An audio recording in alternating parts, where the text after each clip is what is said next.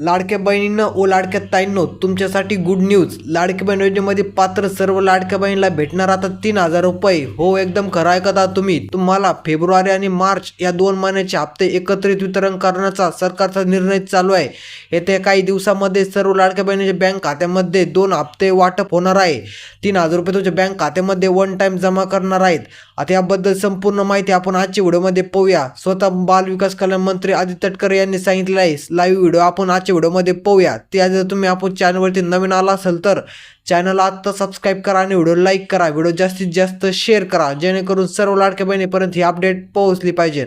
जरा न घालता व्हिडिओला सुरुवात करूया. व त्यांचे परमनंट हेल्थ कार्ड काढण्यासाठी सुद्धा आम्ही एक सकारात्मक प्रस्ताव करत आहोत, जेणेकरून या ज्या ग्रामीण भागातील दुर्गम भागातील महिला आहेत, ज्या आपल्या आरोग्याकडे साधारणपणे कुटुंबाकडे लक्ष देत असताना दुर्लक्ष करतात, त्यांना आरोग्य विभाग आणि महिला व बाल विकास विभाग हे संयुक्त विद्यमानाने आरोग्य शिबिर आयोजित करेल.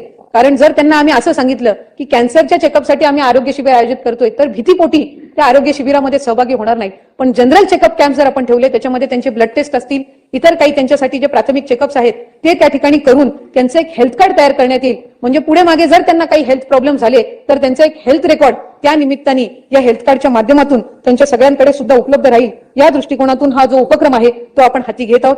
राज्य शासनाने, महायुतीच्या सरकारने आणि महिला व बाल विकास विभागाने पिंक ई रिक्षा योजना ही त्या ठिकाणी सभागृहामध्ये सदस्य आहोत.